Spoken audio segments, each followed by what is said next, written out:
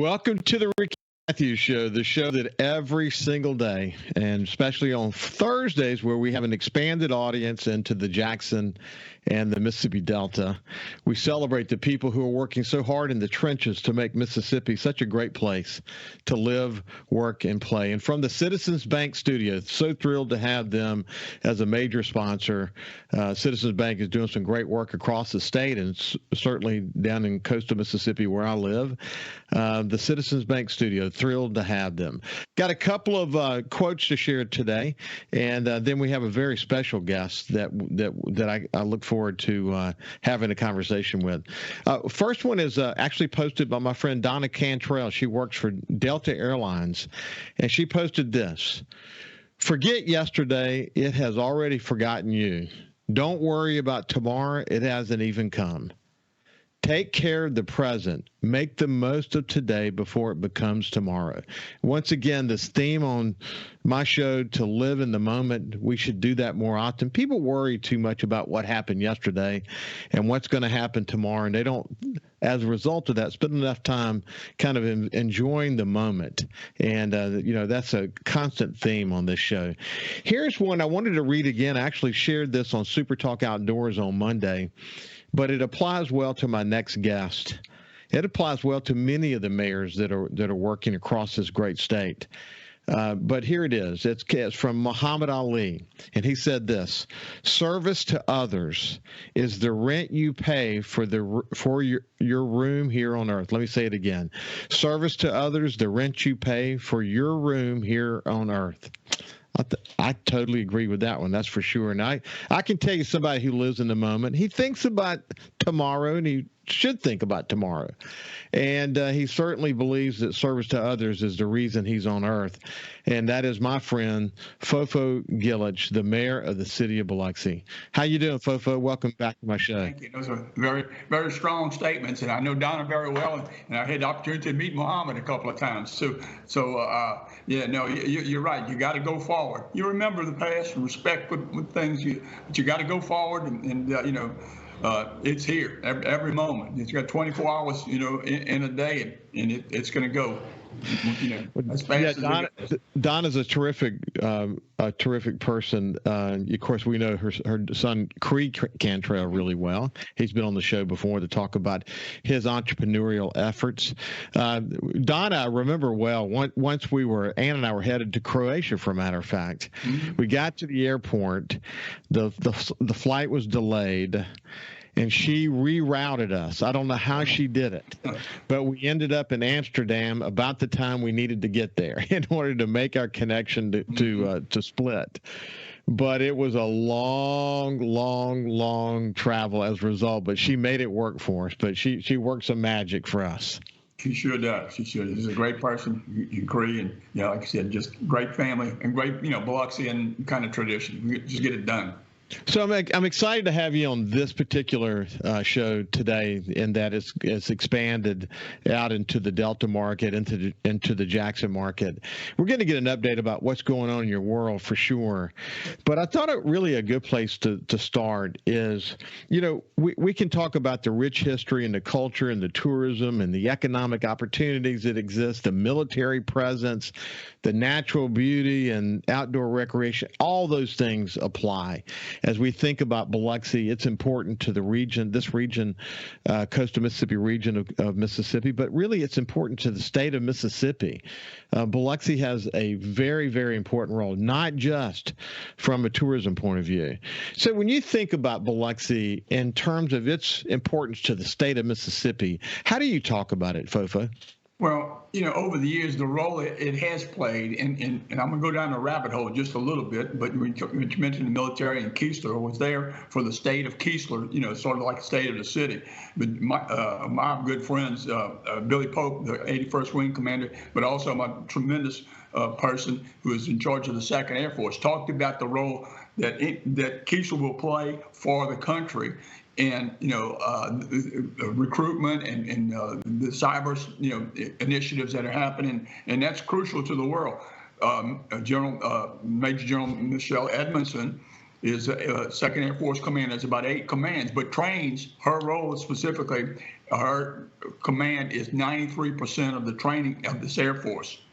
And, there's a little blurb, I think it was on WLOX yesterday, talking about China, and those things that are going to be important. So Keesler's always been important since 1941, and it's still important now. And it's, we've got a $40 million commitment from the legislature to build the Mississippi Cyber Initiative. That's going to be training, not just airmen, but other folks, 20,000 people a year under Mississippi State's kind of curriculum and guidance.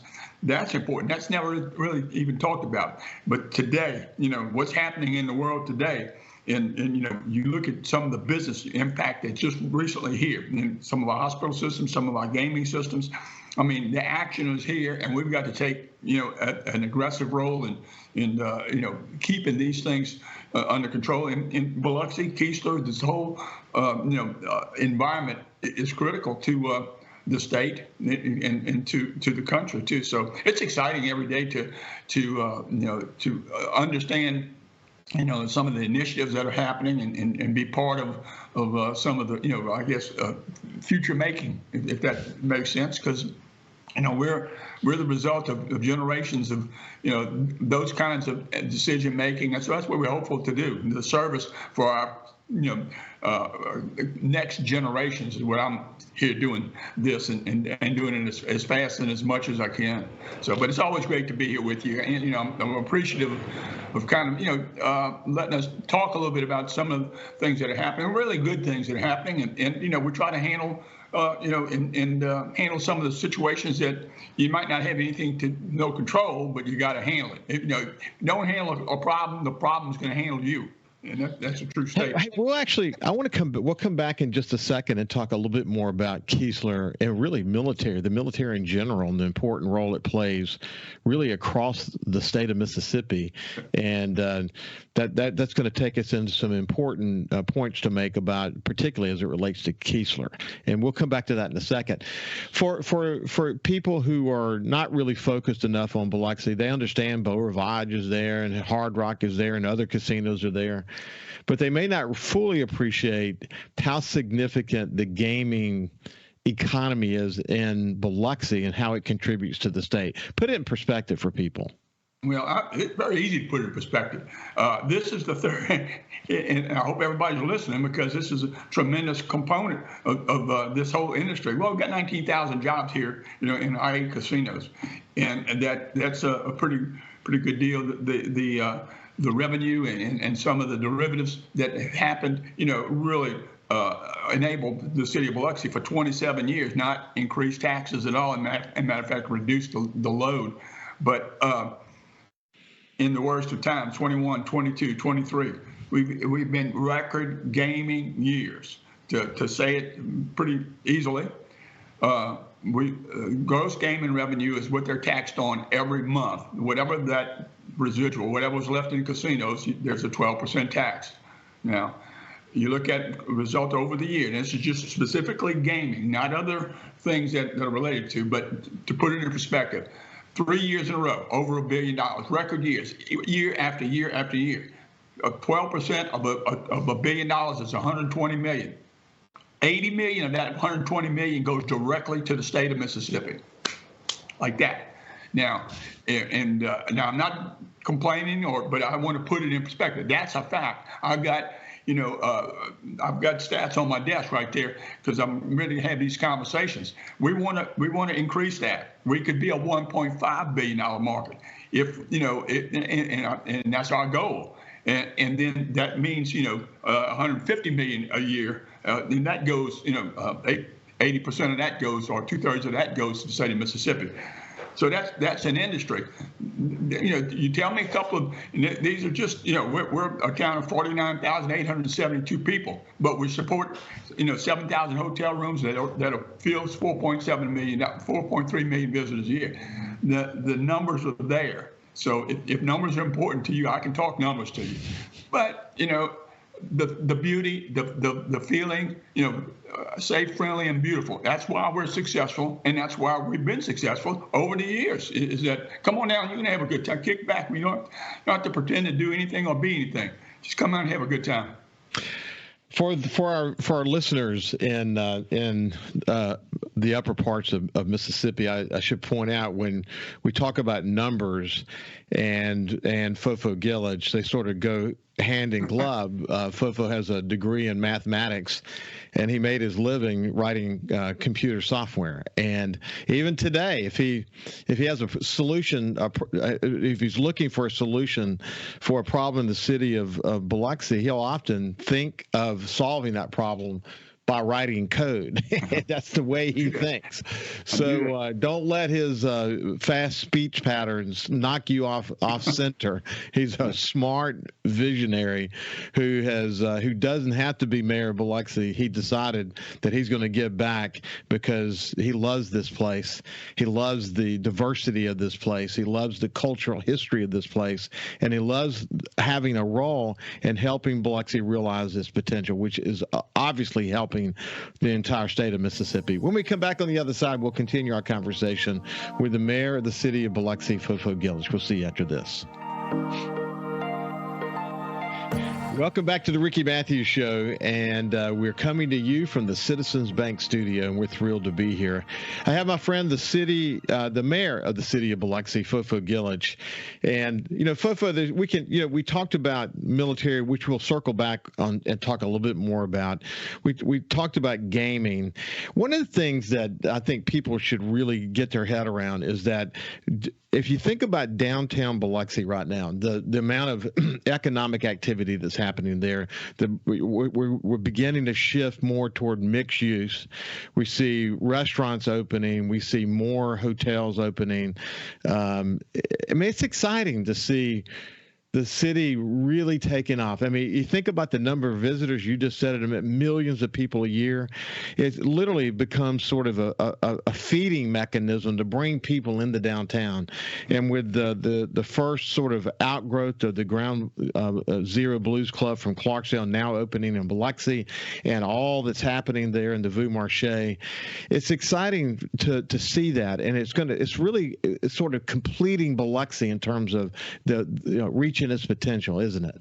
Right. And it's almost like physics and it's a gravity, and gravity attracts gravity, right? And the more mass you have, the more gravity you have. And so I think that, with the resurrection of Howard Avenue and Round Zero and some of the Barks building, the Bella, and some of these other things that are happening are and just the hotels that are popping up. But it's gravity, and gravity, it attracts other things. So I think we're in the middle of that, and the greater it gets, the greater gravity it is, the greater it's going to get. So we just got to manage that, making sure there's no hoops or jump through the hoops we have to handle and go there. But it's exciting. Every day is hey, what's interesting? Fun. I had Kelly and Ivan Spinner on just a couple of days ago.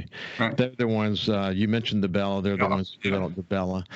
One of the interesting parts of the conversation, and I've had this with other developers, it's easier to go into an area where you've got a lot and you build on the lot. It's harder when you take an existing building, especially in some cases historic buildings, right, and you end up going like you've learned when you going in putting new sewage and water in, and you're literally doing an archaeological dig in the old oyster, where there used to be oyster factories in Biloxi. It's hard. It's hard to go in. Your budget runs up. For a developer in Biloxi to come in and help sort of restore the character of the downtown area and keep the buildings that are there, it takes a tremendous commitment. And you really, if you go down the list of those who, as I say, betting the ranch on Biloxi by investing millions in downtown Biloxi, you've got a long list of investors that have literally bet the ranch on Biloxi. And I think it's a safe bet myself. I think so too. I'm encouraging, and they roll the dice, because you never know what's below the ground. Whenever and we've been, I think cognizant of that. We're going to work with these folks in saying, okay, you run across something, we'll we'll help you to handle it. But just in this infrastructure repair, run over bones near a cemetery, run creosote 19 feet down. Everything. There's going to be a surprise every day. It would be a surprise if there was not a surprise. Right. Like that. Right. That's what you get when you got an old city, and Biloxi's a city. It's historically important to the state. And then you think about the cultural melting pot that it is. I mean, the diversity of Biloxi. We talked about this the last time we were on the air, but for our visitors in the Delta and Jackson, I think it's important to sort of repeat it. And if people on the coast didn't hear this, we should at least briefly discuss it. And that is to have such a strong Croatian community in Biloxi. Of course, I'm married into the Croatian family.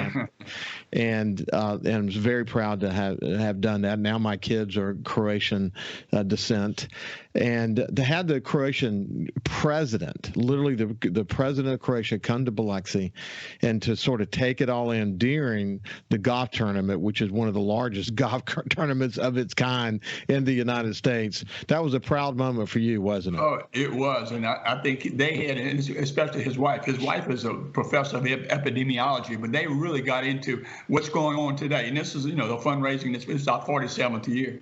And I think there's only one golf course in Croatia, so they was tremendously interested in experiencing that. Maybe the next trip will get them here. But, when you talk about the melting pot, as a matter of fact, you and Ann, of course, are invited to, we got our 110th anniversary celebration this Saturday night. Swinging medallions are playing. But anyway, that's another thing. But, the culture and the experience. We had our cemetery tour, which every year they develop a different theme of who we're going to, especially people that are buried in the old Biloxi cemetery right there off on the beach. But there's June and Jake Mladinich, a couple that they were talking about. But it revisits every component. The Rosses, Dolphy Rosses, generations and generations, that have experienced Biloxi and the economy and the opportunity of Biloxi, and been part of that and painting that history. And you just go through the cemetery tours and you can appreciate the every flavor of life and every aspect of life. It has been part of Biloxi's DNA, I guess I would say, and the diversity is strong, is the strength. And then you just look right down over the ring and see Keesler and what it has been done, what it has been part of. And right now, again, go to another rabbit hole, but you talk about military. Well, 21 miles down the road, 80% of the warships that are built in this part of this country are built in Pascagoula. Again, so much of the training right here at Keesler. You got the CB base, and you can see every flavor in Shelby, Camp Shelby. It is tremendously important. And those folks, those people who had the vision of enticing and getting those facilities located down here, have to be given a tremendous amount of vision and credit for doing that, and we're the beneficiary of that. And then our generations, our subsequent generations, will equally benefit. If you look, I've said a lot in a few seconds, but anyway, that's my thoughts. If you look back in time, I think that Mississippians have a competitive advantage over so many other states, and that's because we have had to face so many challenges, many of them weather related. Think about droughts in the farming communities of the Mississippi Delta, and tornadoes that just devastate communities. Of course, here on the coast we have hurricanes, and as it relates to hurricanes, certainly after Hurricane Katrina we learned this, but this whole notion of building resiliency into a community. Why is it important that Biloxi have strong building codes? Why is it important that Biloxi, still 18 years after Hurricane Katrina, is still involved in infrastructure replacement that derived from Hurricane Katrina? Why is it important for us to build gigantic bridges from Biloxi to Ocean Springs that are stronger and higher? All these things, all these components mean that we're building a Gulf Coast of Mississippi that is resilient, and just in a very short term, resiliency is the ability to bounce back after a storm, after we get hit. That's extremely important to the state of Mississippi, and you are focused on that constantly. That if we get hit again, our ability to come back faster is critical to the state, isn't it? Well, yeah, it's the ability to take a punch. Okay, so when you get punched, it's how do you get back up and get back in the ball game, and some of those things. You're talking about infrastructure, and this is deep sewer, gravity fed. If you look around, the geometry and where water and sewer has to be processed through, we had like 175 lift stations, which, after a storm, if you can't flush the toilet and you have no, way to do that, so that's deadly if you don't handle it. Well, the project, again, since 2015, we replaced everything that went underwater is to be replaced, and that's deep sewer. But we eliminated 75 of those lift stations. So the next time a storm hits, you don't have to worry about having generators at every lift station in order to process the wastewater, keep toilets flushing, and the things that need to be done. That takes time and money, and the longer time it takes, the more money it takes. So you can't sit still. Time is money. And when we bid, like we're getting ready to bid a road with the extension of Pops Ferry to Highway 90 and then become a state road. Well, part of and I've hammered on these engineers. I don't want a project that takes 2 years to build. This is just a road. Time is money. Call it A plus B. So the sooner you don't drag it out because it's going to cost you more money. And so that's what I really hammered my engineers and to get this bid going. I want it done in 12 months. I don't want it done in 18 months because time is money. That 6 months is valuable. You can dollarize that. Infrastructure is so key. It's key to our resiliency. It's key to economic development and future economic development. I will. In fact, I didn't realize we're at the end of the segment. On the other side, I'll relay a quick little story to you of an experience we had as the water was rising during Hurricane Katrina at our house on Back Bay, and it relates to infrastructure. And we'll come back to that in just a second as we will continue our conversation from the Citizens Bank studio with our friend, the mayor of the city of Biloxi, Fofo Gillich. We'll see you after this break.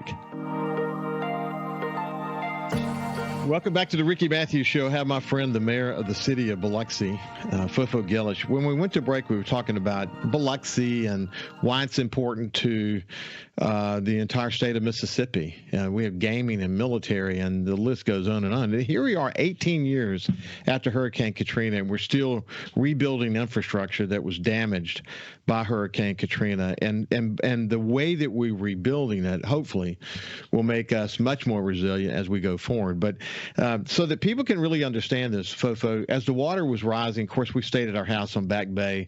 Big mistake, obviously. At the height of the storm, we had 10-foot waves hitting our house, and we were literally lucky to have survived.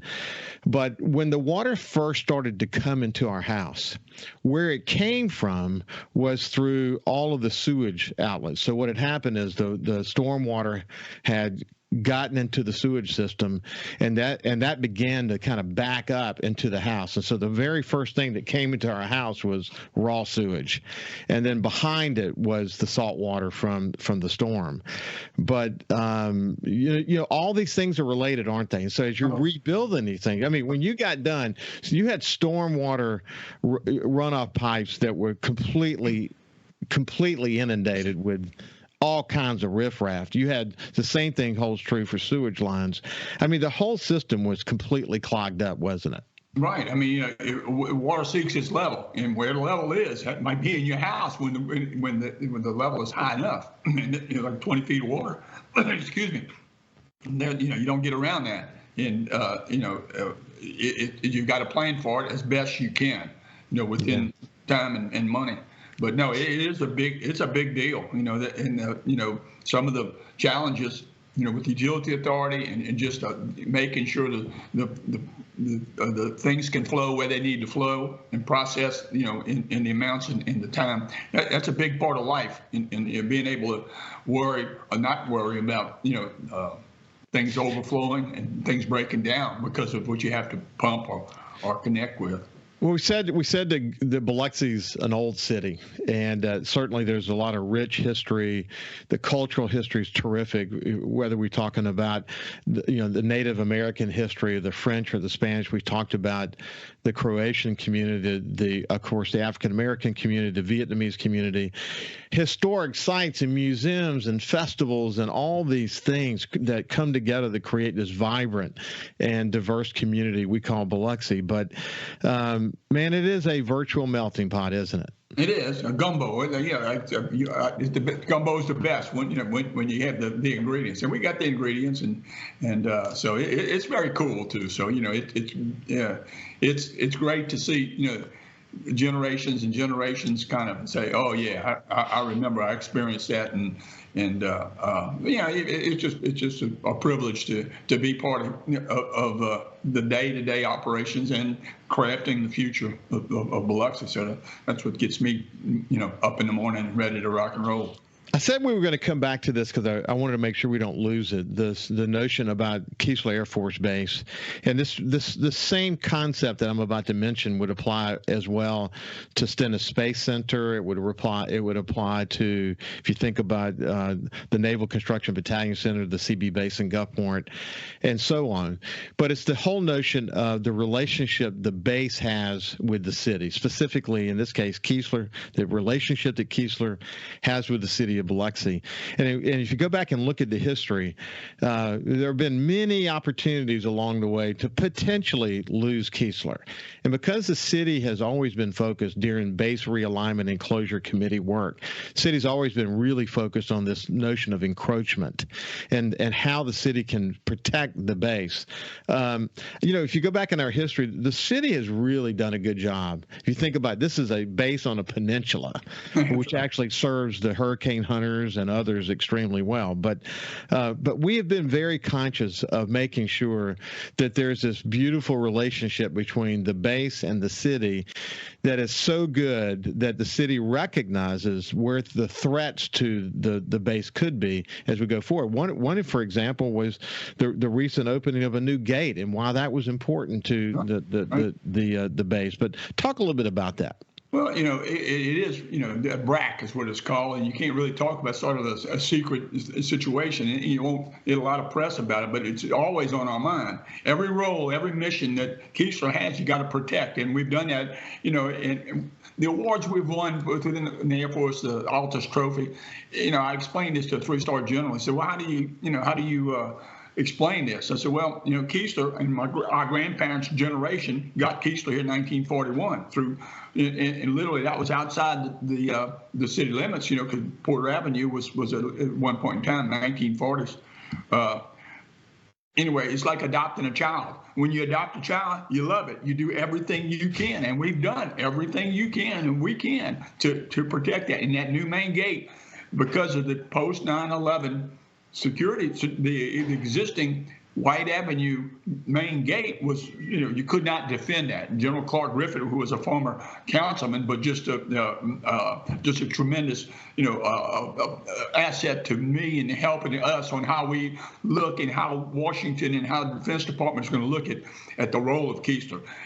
Senator Thad Cochran, he was tremendous in making sure that we didn't run across those obstacles because some perception of, but having him at the appropriations chairman didn't hurt anything.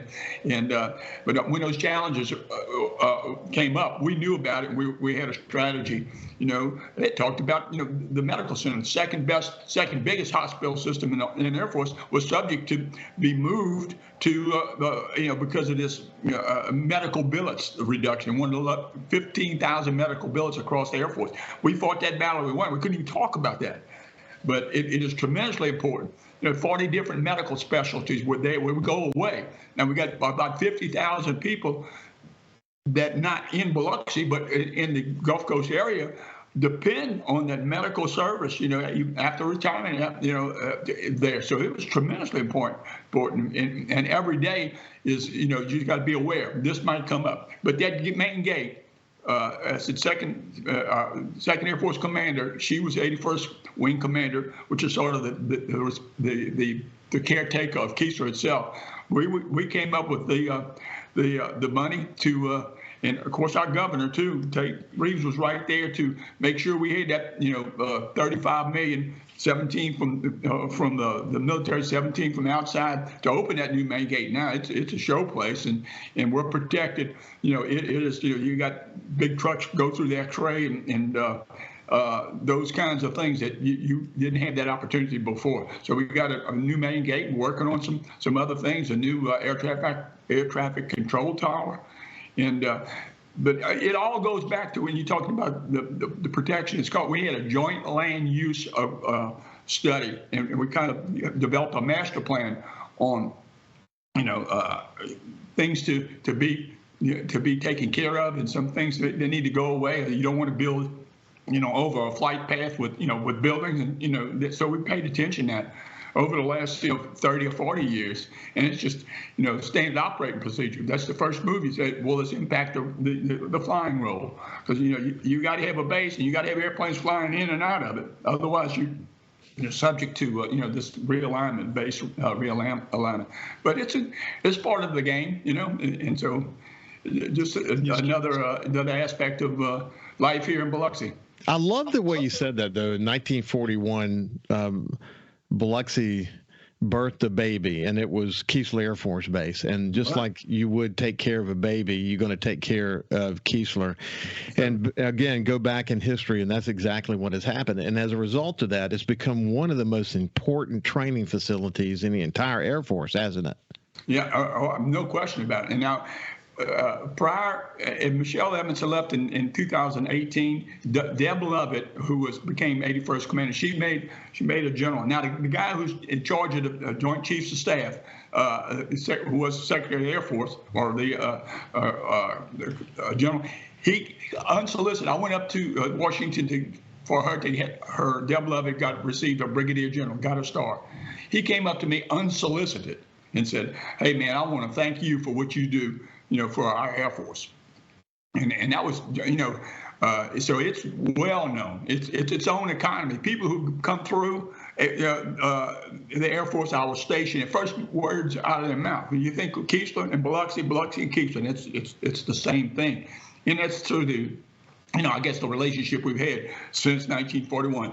Let me jump over a little story about what Fred Hayes says. Fred Hayes is probably our most famous, Biloxian. And he said, Apollo 13 astronaut for people. Apollo 13, and just a tremendous guy, so smart. He said, let me tell you, at 41, I had a paper route. My parents let me, they knew I liked pool. And let me tell you, I learned geometry at the Union Bar watching these pool hustlers, because he had, jumped from about 15,000 people population to almost 100,000 overnight when 41 came along. They kept these airmen or the soldiers in tents and in barracks, and they let them go on the weekend, on payday. And that's why they had every flavor of entertainment on Howard Avenue. And that's coming back right now. He said, but I learned geometry from watching these pool hustlers try to, in these money games, take these soldiers' money. And he had a point there. And that's Fred Hayes that said that. That's right. That's his story. Hey, when we come back, we'll continue our conversation with the mayor of Biloxi, Fofo Gilich. We'll see you after this. Welcome back to the Ricky Matthews Show from the Citizens Bank studio. I have my friend, the mayor of the city of Biloxi, Fofo Gilich. When we went to break, we were just talking about various stories related to Keesler Air Force Base. One he told about astronaut Fred Hayes, who is from Biloxi, and he was an Apollo 13 astronaut. I think he was played by Bill Paxton in the movie with Tom Hanks, and great, incredible movie. I wanted to mention before I go too much further. Every time I pass that area where the Welcome Center is in the lighthouse, it's so awesome that you guys forever now have the statue honoring one of our greatest citizens, Fred Hayes. You got to be proud of that. Oh yeah. It was a long story. I don't know if I was coming Thursday nights. We usually gather at the Savonia Lodge for some I won't say some fun, but we had fun. But I'm coming out the lodge, and Fred was going to, it was the 50th anniversary of Apollo 13 liftoff, and we were going to do something special for that. But so we're going to build a statue for him. But literally, that 96-inch base that looks like the Saturn V, right? That is actually the structure that Design Precast builds, and that was sitting outside when we were rebuilding the infrastructure. And I said, well, if we're going to put a statue, I'm going to put it on something that looks like a Saturn V, and that's what that was. And they did. Pat Ford and Chris Ford built the fairings, and that is actually a 96,000-pound manhole. That's under the ground. When you see a manhole, that's what it's going into. So that was part of the infrastructure. So he said, yeah, we can do that. And he did that. And that thing said that, I think, what is it, 66,000 pounds is what that bronze statue sits on top of. And we got a little gas the other day about, we put a bronze statue and took and Marriott Trimble, Davison did the statue. She did the one of the Iberville too that sits at the visitor center. But we caught a little gas because if you look at the pilings, and the seagulls are all over everywhere. Okay, and we had a little electrical collar to keep the seagulls from off the top of his head. But literally every week we had to clean that. It was getting to the bronze and so. But the other day, I guess they got used to the ultrasonic device we had, and so we said, we got to put something on there. We put pigeon spikes, and the spikes needed to be very, very tall because the legs of a seagull are long. So pigeon's a little bit shorter, so you can do a little bit less spikes. So he looks like something out of Mad Max out there right now, but it's doing its job. And yeah, that's a great story behind that. People wonder about that. They look at it and say, "What in the world's going on with Fred's head?" But it's been the solution was in this Stag Battalion. Some of the bunch from the yacht club talked about using monofilament line. Yeah, where you don't see it. But the seagulls know not to get tangled up in it. And so that was another solution. We're trying spikes right now. I've actually used that before myself. Yeah. My grandson actually dressed up as an astronaut, and I actually sent Fred a note this morning. Sent him a picture to say, we're teaching him right in Biloxi. Yeah, he'll enjoy that. You've got so much that's going on in the city. We're so excited about so many again, private investment that's coming in. We're working on the infrastructure projects. The Potts Ferry Road drawbridge project.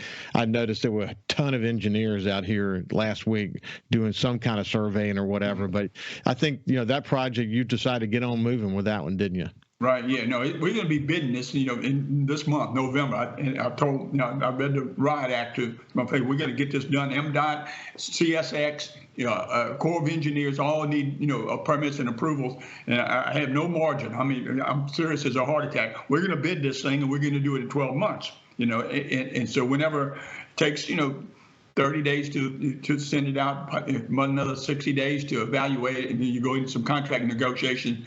But that thing's going to be done, and we're going to be driving on this thing, sooner than later. And talking about economic development, you look at Rouse's, right? They're in the middle of about $7 or $8 million into that building, and that's a $13 million project. But hey, they know these factors in Biloxi.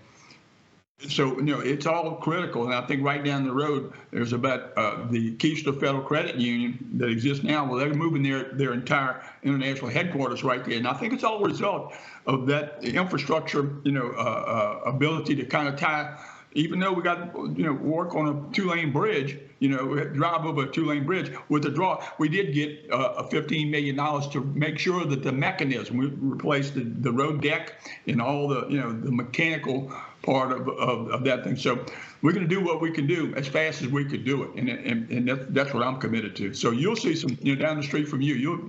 It'll be graceful. It's such a critical bridge, and it's unfortunate that it is not a state bridge. And eventually you'll be successful in getting that designated, and hopefully when we do that, we can get prioritized a little bit higher on the list for doing something significant. But the cost of it's so huge, and the reality is there's just only so much money to go around. And, we're going to have to punt. We got to make sure that mechanism works properly. So anyway, in the meantime, it's been a pleasure to catch up with you, my friend. Keep up the good work there in Biloxi. My pleasure. So, all right. Thank you, Ricky. Yeah, you're welcome. You're welcome. This has been the mayor of the city of Biloxi, Fufu Gillich. Have a great day. And for the Coast audience, we'll see you tomorrow. For the Delta and Jackson markets, we'll see you next Thursday. Have a great day.